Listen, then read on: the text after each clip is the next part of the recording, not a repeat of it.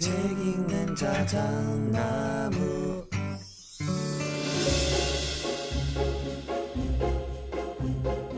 안녕하셨습니까? 여름 아저씨 책 읽는 자작입니다. 나무님들, 오늘은 조금 특별한 소식을 전해드리겠습니다. 강릉의 여름 아저씨가 드디어 새로운 둥지를 틀었습니다. 이번에는 꽤 먼 곳으로 이사를 왔습니다. 혹시 아쉬워하실 분들도 계실 텐데, 이제 저는 강릉의 바다가 아닌 서울의 품에 안겨 있습니다. 아직 모든 짐을 다 가지고 온 건 아니고요. 강릉 집도 아직 완벽하게 정리하지는 못했지만 일단 서울에 작은 보금자리를 마련해서 필요한 짐들만 가지고 올라와 있어요. 바로 이곳 새로운 공간에서 오늘 소개할 책을 녹음하려고 합니다. 이렇게 새벽 4시에 다시 일어나 창밖을 보고 있으니 또 옛날 생각이 납니다. 연곡 해변 근처에 살던 시절에 겨울 새벽 4시에 녹음 준비를 하면서 창밖을 보면은요, 오징어 잡이 배들이 하나 둘씩 항구로 돌아오는 모습이 보였습니다. 그리고 참 신기하게도 정확하게 5시가 되면 마을의 개들이랑 꼬꼬 닭들이 약속이라도 한 듯이 일제히 울기 시작해서 서둘러 녹음을 마쳐야 했던 아침들이 있었어요. 강릉에서 공식적으로 37년이라는 시간을 보냈고요. 그리고 이제 서울이라는 거대한 도시에서 새로운 장을 펼치기 위한 긴 여정을 시작했다는 것을 사랑하는 나무님들께 보고드립니다. 당분간은요, 강릉과 서울을 오가면서 약 10개월 정도 두 도시의 삶을 함께 누릴 예정이고요. 그 이후에는 남은 짐들도 모두 서울로 옮겨올 계획이에요. 새로운 경험을 쌓고 더 깊이 있는 공부를 하기 위해서 내딛는 이 발걸음에 여러분들의 따뜻한 응원이 필요합니다. 자, 그럼 오늘의 책으로 넘어가 보겠습니다.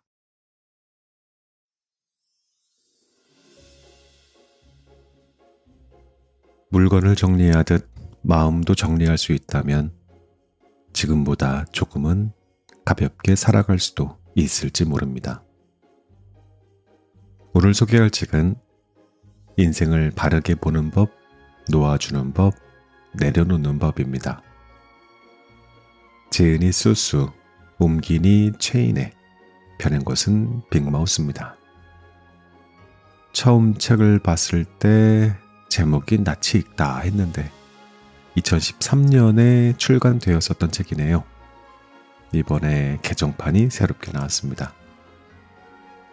이 책은 삶에 지치고 마음이 무거워질 때 잠시 서서 스스로를 돌아보는 시간을 권유합니다. 치유 심리학을 바탕으로 삶을 바르게 보는 법, 마음을 놓아주는 법, 그리고 내려놓는 법을 총 7개의 파트에 걸쳐서 담담하게 풀어냅니다. 각 장은 치유, 습관, 해답이라는 실천적인 키워드를 중심으로 실제 사례와 함께 구체적인 방법을 제시하고요. 복잡한 인생의 문제들 속에서 조금 덜 상처받고 조금 더 평온하게 살아갈 수 있는 심리적인 기술을 전하는 책입니다. 그런데 요즘 저는요, 과연 내려놓는 것만으로 충분할까 하는 생각을 하긴 합니다. 명상 수업에서 스승님과 공부를 하면서 사유하게 된 주제이기도 한데요. 마음을 내려놓는 일이 중요하다는 걸 알지만 실제로는 내려놓았다 생각했던 감정이나 생각들이 다시 들고 일어서는 경우가 많았단 말이지요. 마치 흙탕물을 미동 없이 가만히 두어 가라앉혔는데 한 발자국 옮기면 영락없이 다시 흙탕물이 일어나는 것처럼요. 그럴 때는 이렇게도 생각하게 됩니다. 단순히 놓는 것만으로는 부족할지도 모르겠다고요. 진짜 필요한 건 내가 왜 그것을 붙들고 있었는지 깊이 들여다보고 필요하다면 그것을 바꾸어 놓거나 다르게 이해하고 또는 개선해 두거나 아예 해결을 해 두어야 하는 게 아닐까. 그렇기에 이 책 역시 정답이라기보다는 함께 걸어보는 여럿의 시선 중 하나로 받아들이면 좋겠습니다. 책을 읽는 이유가 이거잖아요. 다양한 생각을 듣고 나만의 길을 찾기 위한 참고점. 그럼 책 속으로 한번 들어가 보겠습니다.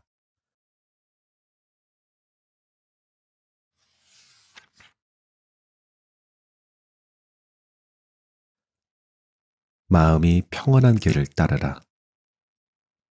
우리의 마음은 한 가닥 길과 같습니다. 그래서 마음이 열려 있는 사람에게는 길도 열리고 계속 넓어지죠. 하지만 마음이 닫힌 사람에게는 길은 계속 좁아지다가 결국 닫히고 맙니다. 마음가짐을 어떻게 갖느냐에 따라 똑같은 곳이 천국이 되기도 지옥이 되기도 하는 것이지요.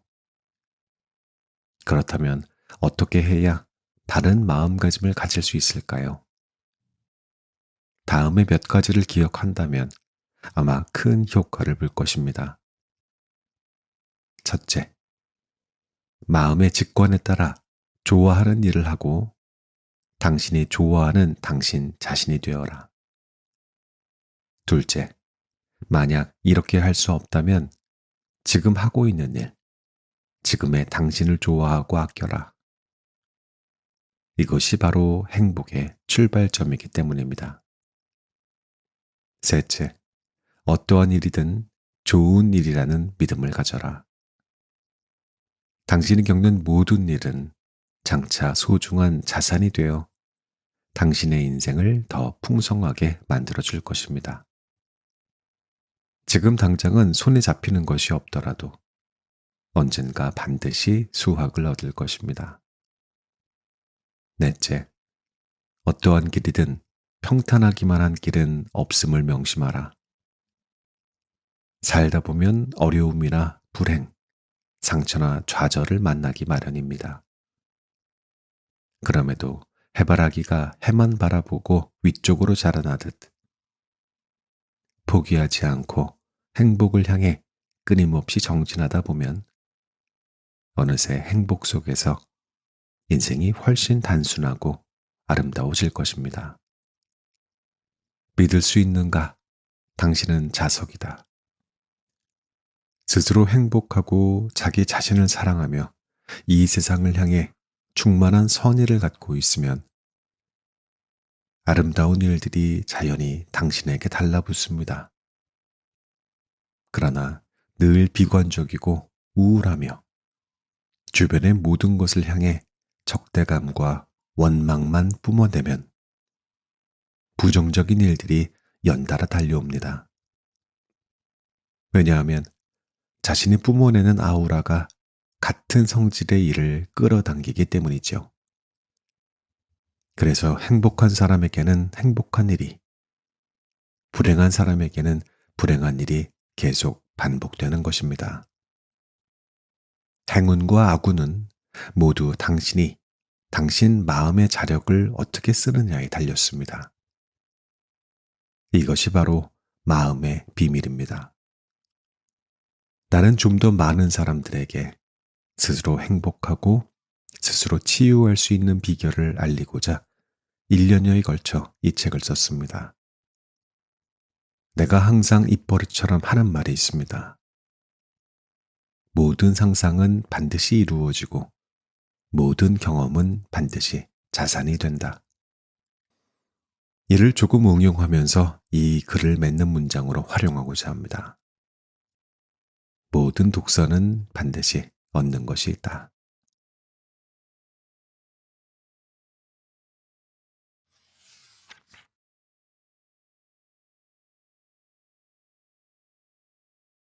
마음의 이끌림과 직관에 따라 하고 싶은 일을 하라. 가장 중요한 것은 자신의 마음과 직관을 따르는 용기입니다. 당신이 진정으로 되고자 하는 것이 무엇인지 마음은 이미 알고 있을 것입니다. 그 이외에는 모두 부차적인 문제일 뿐입니다. 동양의 기업가와 서양의 기업가를 비교해 보면 아주 흥미로운 사실 하나를 발견할 수 있습니다. 바로 얼굴에서 풍기는 분위기가 전혀 다르다는 것입니다.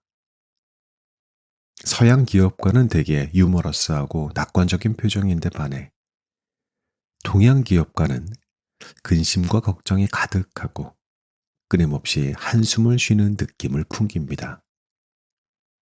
물론 전부 그런 것은 아니겠지만 적어도 동양의 몇몇 기업가는 이처럼 항상 수심이 가득하며 걱정이 태산입니다. 이들은 흡사 온갖 시련을 거치며 전장에서 가까스로 살아나온 상처투성이의 전사 같습니다. 이에 반하여 서양의 기업가들은 훨씬 경쾌하고 유쾌하며 어느 시골 마을에서 진흙을 가지고 노는 아이처럼 천진난만하기까지 합니다. 다시 말해 서양의 기업가는 사업을 재미있는 것으로 여기지만 동양의 기업가는 사업을 목숨이 달린 심각한 중대사로 받아들이는 것입니다. 똑같이 기업을 운영하면서 인생과 사업을 대하는 태도가 이처럼 다른 이유는 무엇일까요? 대부분 그 이유를 사회적 환경, 정치 체제 같은 외부적인 요인에서 찾을 뿐, 인간 내면의 심성에 주목하는 경우는 극히 드뭅니다.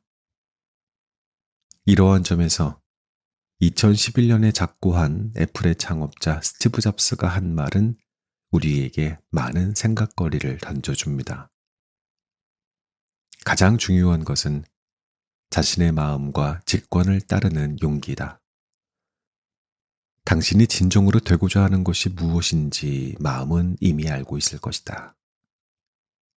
그 이외에는 모두 부차적인 문제일 뿐이다. 여러 블로그나 수많은 누리꾼의 상태 메시지로 즐겨 사용되는 이 말이 누리꾼들의 전폭적인 지지를 얻는 까닭은 무엇일까요?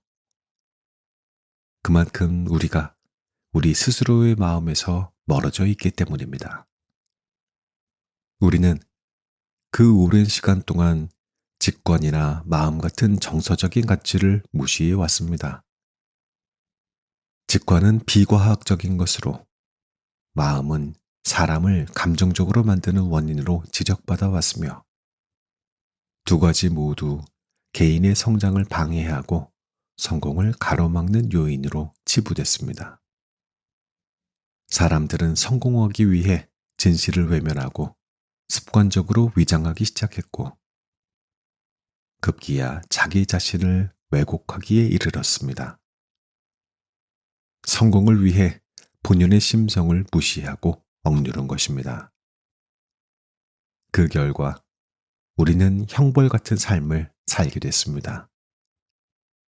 우리는 너무 오랫동안 자신을 숨기고 위장해 왔으며 그로 인해 너무나 많은 상처를 입었습니다. 그러다 더는 참을 수 없는 지경에 이르렀을 때 잡스의 한마디가 우리의 마음에 문을 두드린 것입니다. 그러니 모두가 속절없이 그 말에 빠져들 수밖에요. 마음과 직관이 얼마나 신비한 힘을 가지고 있는지 궁금하다면 다음에 소개하는 소년의 이야기를 들어보세요. 미국 서부의 어느 작은 시골 마을에 한 소년이 살았습니다. 소년은 매우 가난했지만 15살이 되던 해 그 누구도 감히 상상하지 못한 원대한 소원들을 담아 꿈의 목록을 만들었습니다. 나일강, 아마존강, 콩고강 탐험하기, 에베레스트산, 킬리만자로산, 맥킬리산 등정하기, 코끼리, 낙타, 타조, 야생마 타보기, 마르코 폴로와 알렉산드로스 대왕의 원정길 탐방하기, 영화 타잔에 출연하기, 비행기 조종수를 배워 실제로 조종해보기, 세익스피어, 플라톤, 아리스토텔레스의 저서 모두 읽기, 노래 한 곡과 시 한 편 쓰기, 발명 특허 내보기, 아프리카 어린이를 위해 100만 달러 모금하기. 소년이 단숨에 써내려간 인생 목표는 무려 127개에 달했습니다. 그 중에는 소소한 것도 있었지만 대부분은 실현은커녕 보는 것만으로도 사람을 질리게 할 만큼 엄청나고 대단한 목표들이었습니다. 다짐한 소년은 그 목표들을 보면서 오히려 큰 힘을 얻었습니다. 그는 자신의 마음과 생각에 따라 꿈의 목록을 이루기 위한 긴 여정에 나섰습니다. 물론 그 여정은 결코 순탄하지 않았습니다. 수많은 어려움이 있었지만 소년은 꿋꿋이 버티며 공상에 가까웠던 꿈들을 하나씩 현실로 만들었습니다. 그리고 그때마다 무엇과도 바꿀 수 없는 성취감을 느꼈습니다. 그렇게 44년이 지난 어느 날, 그는 마침내 꿈의 목록에 담긴 소원 중 무려 106가지를 현실로 이루었습니다. 그는 바로 유명한 탐험가 존 고다드였습니다. 대체 어떻게, 무슨 힘으로 불가능에 가까운 이 수많은 일들을 했느냐는 질문을 받았을 때 고다드는 웃으며 대답했습니다. 간단합니다. 내가 바라는 그곳에 마음이 먼저 가 있게 하면 됩니다. 그러면 온몸에 신비한 힘이 마구 넘쳐나게 되지요. 그 다음에 할 일은 그저 마음의 부름을 따라 앞으로 나아가는 것뿐입니다. 그것에 마음이 먼저 가 있게 하고 마음의 부름을 따라 앞으로 나아간다라니. 이 얼마나 쉽고 단순한 이치인가. 고다드의 말 역시 잡스의 말과 일맥상통하는 면이 있습니다. 이런 종류의 말들은 우리가 이제껏 살아오면서 소위 인생의 선배나 성공한 사람들에게 들었던 가르침과는 전혀 다른 느낌을 줍니다. 그런데 바로 이 색다른 말에서 우리는 동서양 기업가의 모습이 다를 수밖에 없다는 이유를 발견하게 됩니다. 인생과 사업을 대하는 그들의 관점이 완전히 다르기 때문에 그에 대한 깨달음도 다를 수밖에 없는 것이지요. 다시 말해, 서양의 기업가는 대체로 여유가 있는 반면 동양의 기업가는 지나치게 심각합니다.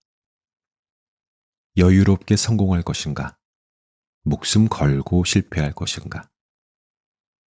어느 쪽이 될지는 오직 자신의 선택에 달렸습니다.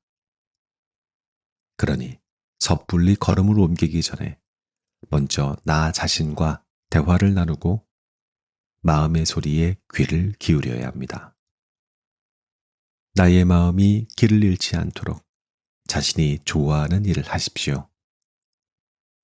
다른 사람의 말은 신경 쓰지 마시고요. 이렇게 산다면 인생은 훨씬 단순해지며 당신이 느끼는 행복도 더 커질 것입니다.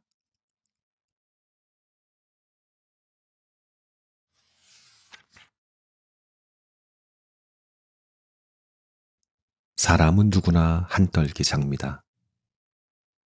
사람은 누구나 한떨기 장미입니다.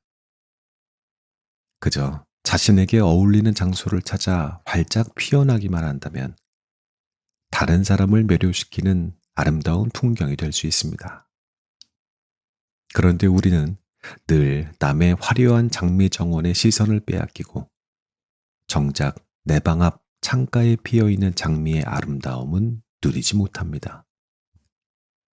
어쩌면 이것이 인간의 가장 가련한 본성이 아닐까요? 늘 다른 이의 행복을 부러워만 하다가 문득 뒤돌아보면 나의 행복을 부러워하는 사람 또한 많다는 사실을 깨닫게 됩니다. 사실 사람은 누구나 행복합니다. 다만 그 행복이 자신이 아닌 타인의 눈에 먼저 보일 뿐이지요. 여자친구에게 차인 한 친구가 저한테 울분을 품고 찾아왔습니다. 그는 반드시 더 멋있고 능력 있는 남자가 되어서 그녀보다 훨씬 예쁜 여자친구를 만들겠다며 씩씩거렸습니다. 그게 옛 여자친구에게 복수하는 길이라고 했습니다. 그런가 하면 다른 친구는 남자친구에게 실연을 당한 뒤 이렇게 말했습니다. 나는 백만장자한테 시집을 갈 거야. 저보다 훨씬 잘생기고 나를 끔찍이 사랑해주는 남자를 만나서 그가 후회하게 만들 거라고. 하지만 이들의 허장성세를 듣는 나의 심경은 솔직히 회의적이었습니다. 한때 사랑했어도 헤어지면 그뿐. 그때부터는 서로 제 갈 길을 가야 합니다. 헤어진 상대에게 잘 보이기 위해 혹은 그 사람의 그림자에 휩싸인 채 살다 보면 결국 내 삶을 제대로 살 수 없습니다. 나 자신의 마음을 따르는 것이 아닌 다른 사람의 시선 속에서 살게 되기 때문이죠. 이 상태에서는 외모나 물질적인 측면이 나아진다 해도 내면은 여전히 괴로울 수밖에 없습니다. 남의 시선을 신경 쓰다 보면 나의 마음은 갈 길을 잃습니다. 갈 길을 잃은 사람이 행복해봤자 얼마나 행복하겠습니까? 기린이 높고 미끈한 집을 지었습니다. 기린의 집을 구경하러 온 숲속 동물들이 저마다 감탄했습니다. 우와, 정말 멋지고 근사한 집이구나. 꿩은 한순간 기린이 부러웠습니다. 그래서 황급히 풀로 지은 자신의 원래 집을 허물고 기린의 집처럼 크고 높은 집을 짓기 시작했습니다. 마치 그런 집을 지으면 자기 자신도 꿩이 아닌 봉황이 될 것 같았거든요. 마침내 집이 완성되자 숲속의 모든 동물들이 꿩을 축하하기 위해 찾아왔습니다. 모두의 찬탄을 들으며 꿩은 저도 모르게 어깨가 으쓱했습니다. 어느덧 시간이 흘러 겨울이 됐습니다. 꿩이 새로 지은 집은 추위를 막아주지 못했습니다. 꿩은 집 한 구석에 몸을 잔뜩 웅크리고 앉아 추위를 견뎠습니다. 하지만 누군가 집을 구경하러 오면 언제 그랬냐는 듯 어깨를 펴고 아주 잘 지내고 있는 척 허세를 부렸습니다.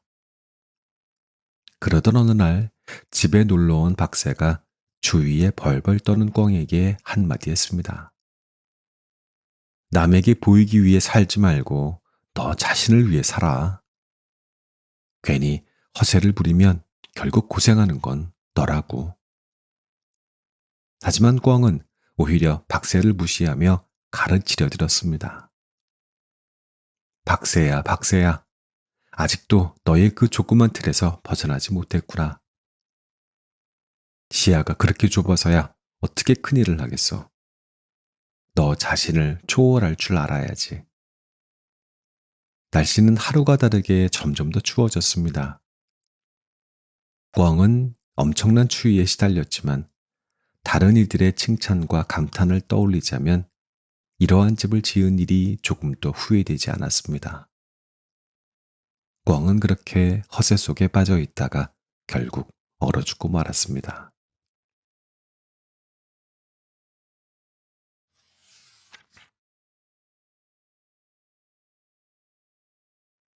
스스로에게 신뢰를 보내라. 살다 보면 어쩔 수 없이 낙심할 때가 있습니다. 특히 남의 말 한마디 한마디에 신경을 쓰느라 자신이 좋아하는 일을 하지 못하고 자신이 원하는 사람이 되지 못한다면 더 그럴 것입니다. 많은 사람이 타인의 눈에 비친 자신의 모습을 궁금해합니다. 그러다 이들이 간과하는 사실이 하나 있습니다. 바로 남의 시선 속에 살다가는 결국 길 잃은 미아가 된다는 것이지요. 사람은 누구나 자기 자신을 위해 살아야 합니다. 몸도 내 것이고 생명도 내 것이며 영혼도 내 것입니다. 인생 역시 당연히 내 것입니다. 그런데 남에게 보이기 위해 사는 것은 어리석은 일입니다. 나의 삶을 충실히 사는데 가식이나 거짓은 필요치 않습니다. 남의 시선을 신경 쓰느라 위선의 탈을 쓰지 말라는 것입니다. 안 그래도 쉽지 않은 인생인데 뭐하러 무거운 짐까지 짊어집니까? 스스로를 자랑스러워할 수 있고 행복할 수 있는 일들을 찾으세요. 나를 가장 따뜻하게 위로할 수 있는 존재는 그 누구도 아닌 바로 나 자신입니다. 그러니 나의 삶을 향해 마음에서 우러나오는 진실의 환호성을 울리십시오. 스스로에 대해 깨닫고 자신을 위해 아름다운 인생의 장을 만들어 가세요. 나를 위해 살고, 나를 위해 웃고, 나를 위해 노래하라. 나 자신의 능력을 믿고 스스로에게 신뢰를 보내세요. 나 자신의 찬란한 내일을 믿으시고요. 행복의 열쇠는 내 손 안에, 내 마음 속에, 내 영혼 깊은 곳에 있습니다. 나 자신을 이해하고 진실하게 살아간다면 진정으로 바라던 삶을 살게 될 것입니다.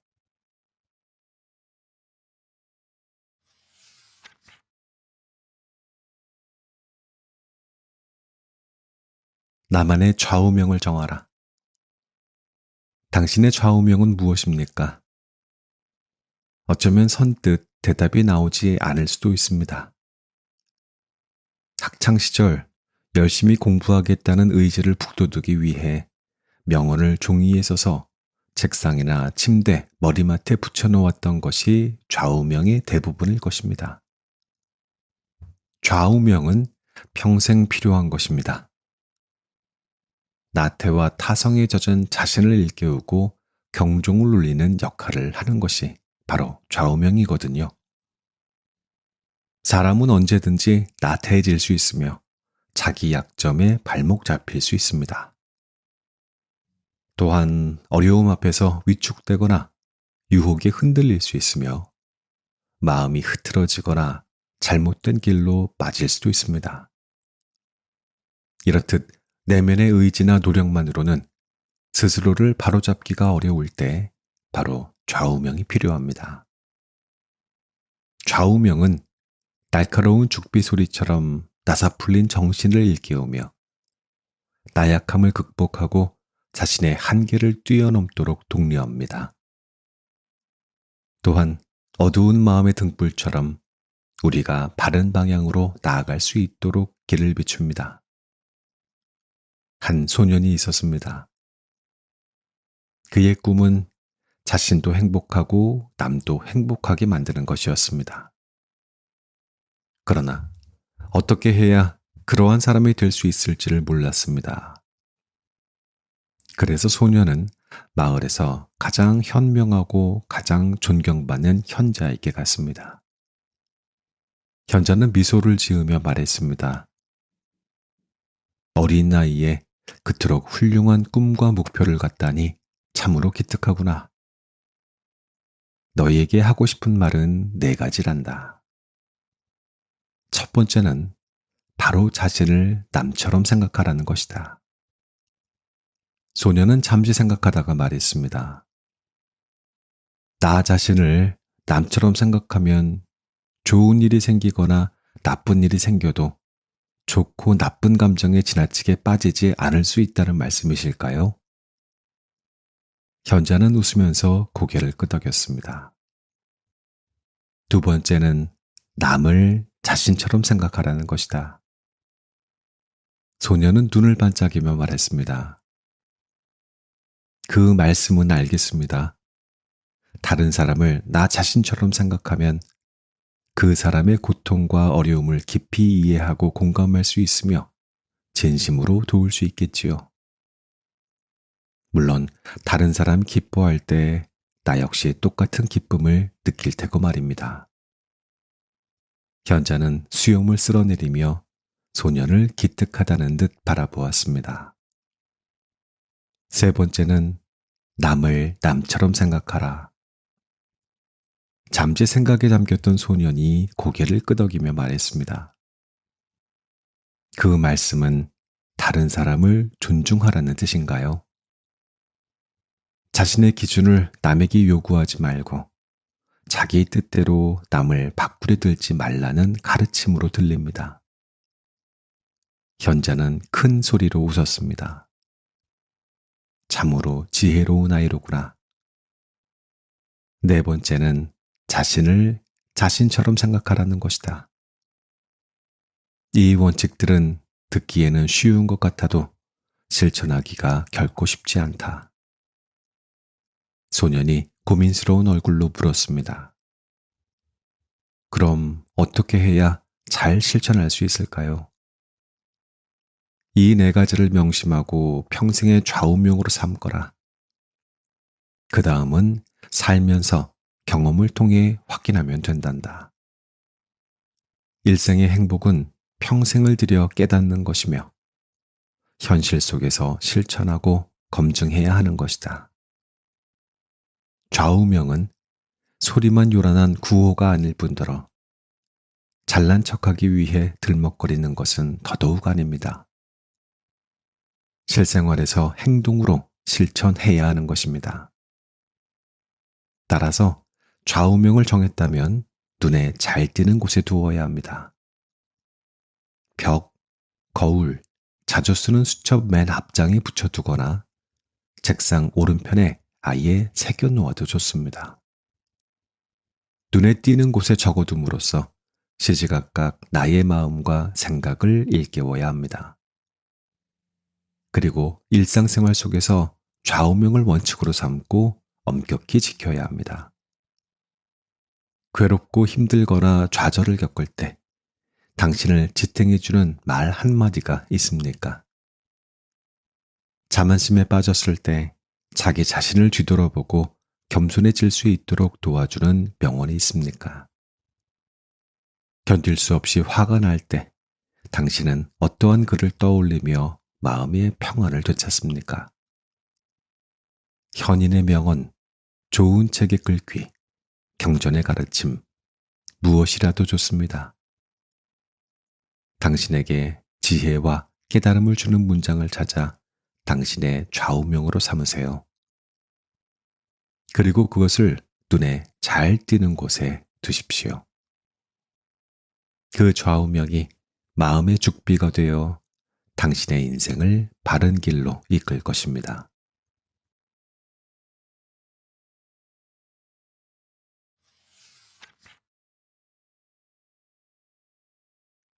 자유를 얻기 위한 내려놓음. 사람은 누구나 자유를 갈망합니다. 하지만 진정으로 자유를 누리는 사람은 많지 않습니다. 불평불만이 넘쳐나는 요즘 시대. 가장 으뜸가는 불만거리가 바로 자유롭지 못하다는 것입니다. 회사원은 정해진 시간에 맞춰 출퇴근을 해야 하는 자신의 처지를 비관하며 시간의 자유가 없다고 불평합니다. 가난한 사람은 부자처럼 마음대로 쓸 수 있는 돈이 없다고 한탄합니다. 물론 돈이나 시간적인 여유가 있는 사람은 더 크고 더 많은 자유를 꿈꿉니다. 돈과 명예에 관심이 없고 사람 간의 정과 의리를 중시하는 사람도 마찬가지입니다. 자신과 꼭 맞는 인생의 동반자를 만나지 못했다는 둥, 진심으로 믿을 만한 친구들을 찾지 못했다는 둥, 혹은 자신을 알아주는 지기가 없다는 둥, 그들 나름대로 불만이 있습니다. 어쩌면 인간은 어떠한 상황에서도 불만을 가질 수밖에는 없는 존재인지도 모르겠습니다. 우리는 왜 이토록 자유롭지 못한 것입니까? 이는 얽매임을 끊지 못하기 때문입니다.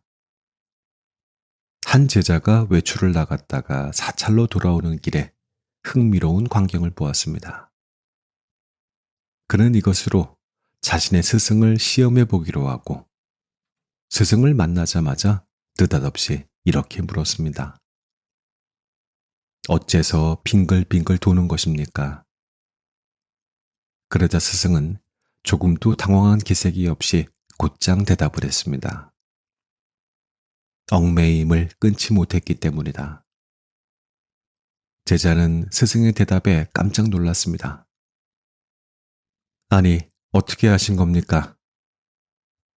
사실 돌아오는 길에 고삐를 맨 소 한 마리가 나무에 밧줄로 묶여 있는 것을 보았습니다.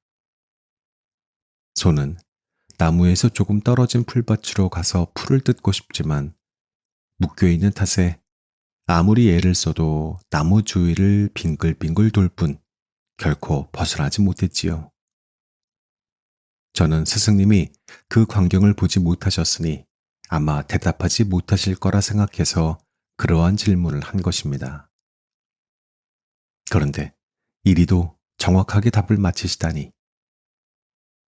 그러자 스승이 미소를 지으며 말했습니다. 내가 말한 것은 이치이다. 내가 질문한 것은 밧줄에 묶여서 벗어나지 못하는 소에 대한 것이지만 내가 대답한 것은 속세에 잡다한 일에 묶여서 자유를 얻지 못하는 마음에 관한 것이다. 한 가지 이치가 100가지 일을 통달한다는 사실을 잊었느냐? 사실 자유는 많이 가지는 것보다 쉽게 내려놓을 줄 아는 데에서 시작됩니다. 사람들은 지금의 내 생활을 부러워합니다. 매우 자유로워 보이기 때문이죠. 그들은 내게 돈도 있고 시간 여유도 있으니 얼마나 좋으냐는 말을 자주 합니다. 하지만 이는 아무것도 몰라서 하는 소리입니다. 분명히 나는 자유로운 편이고 시간 여유도 있습니다. 하지만 돈은 없습니다. 오히려 나에게 부자라고 말하는 사람들이 돈은 나보다 더 많을 것입니다. 그럼에도 나는 지금의 소박한 자유가 좋습니다. 왜냐하면 부유함의 속박은 이미 질릴 만큼 겪어봤기 때문이지요. 학창 시절에 나는 돈이 꽤 있는 편이었습니다. 한 달 생활비가 다른 친구들 한 해치 생활비보다 많았으니 정확하게는 돈이 아주 많았다고 해야 옳습니다. 넘치는 생활비 덕에 옷장에는 늘 멋진 옷이 가득했습니다. 게다가 이성에게 인기도 있어서 매일 연애 편지나 교제 제안을 받곤 했습니다. 하지만 그때의 나는 조금도 자유롭지 않았습니다. 오히려 항상 수동적이었고 금방이라도 미쳐버릴 것 같은 괴로움에 시달렸습니다. 당시 나에게 가장 필요했던 것은 사랑이었는데 정작 내가 좋아하는 남자는 끊임없이 다른 여자에게 눈길을 주었습니다. 그래서 나는 옷장이 예쁜 옷으로 가득한 데에도 습관적으로 쇼핑을 나갔고 미친 듯이 옷을 사들였습니다. 마음에 안 들면 몇 번이고 다시 가서 옷을 바꿨습니다. 그러면서도 더 예쁘고 더 완벽한 옷을 찾지 못할까봐 불안에 떨었습니다. 학업에서도 최고가 아니면 안 됐습니다. 그래서 가장 유명한 로스쿨에 가장 전도 유망한 전공 훌륭한 교수님을 선택해 대학원 과정을 밟으려 했습니다. 다른 사람에게 우쭐거릴 만한 명함을 받았던 것입니다. 다른 사람이 보기에는 무엇 하나 부족할 것 없는 생활이었지만 정작 나 자신은 엉망진창이었습니다. 정신적으로도 피폐했고 건강 상태도 최악이었습니다. 나는 자유롭지도 행복하지도 않았습니다. 지금은 어떻습니까? 나의 남편은 키 크고 잘생긴 부자가 아닌 평범한 남자입니다. 나는 글로 먹고 살고 있으며 결코 화려하지도 대단하지도 않은 삶을 살고 있습니다. 내가 일주일 동안 쓰는 생활비는 겨우 50위안 남짓입니다. 그러나 지금의 나는 충분히 만족합니다. 크지는 않지만 안락하고 편안한 집에서 느긋하게 전원 생활을 즐기고 있으며 외면보다 내면을 중시하는 충만한 나날을 보내고 있습니다. 지금 내가 자유롭고 행복한 이유는 많이 가져서가 아닙니다. 얼마든지 내 마음의 소리를 따를 수 있기 때문이지요. 내가 마음의 소리를 따를 수 있는 이유는 쉽게 내려놓을 줄 알기 때문입니다. 나는 이미 많은 것을 내려놓았습니다. 물질에 대한 욕망을 내려놓았고, 애정을 향한 갈구를 내려놓았습니다. 다른 사람에게 무언가를 바라는 것도 내려놓았습니다. 이 모든 것을 내려놓는 순간, 나는 이전에 단 한 번도 체험하지 못했던 자유를 느꼈습니다. 나는 매일 내가 가치 있다고 여기는 일을 합니다. 그리고 전혀 기대하지 않았음에도 때때로 예상치 못한 기쁨과 행복을 얻습니다. 나는 더 이상 자만하지 않으며 어떤 일에든 가능하다고 믿을 만큼 생각의 문을 활짝 열어놓고 있습니다. 과거 유물주의가 차지하고 있던 자리는 이제 직접 경험하고 느끼는 생생한 감동으로 가득합니다. 나는 나 자신에게 실패할 권리를 주었지만 또 그만큼 기회를 소중히 여길 줄 알게 되었습니다. 요즘 사람들이 가장 바라는 것은 마음의 평화와 정신적인 자유입니다. 많은 이가 자유로 가는 통행증을 얻기 위해 열심히 돈을 벌고 바쁘게 머리를 굴립니다. 그런 방법으로는 자유를 얻을 수 없는데도 말이지요. 자유는 세속적인 가치에 관심이 없는 순수한 아가씨입니다. 그녀를 신부로 맞이하고자 하는 사람은 많지만 그녀는 절대 돈과 명예 같은 화려한 예물에 흔들리지 않습니다. 만약 그녀가 예물을 요구한다면 그것은 오직 하나,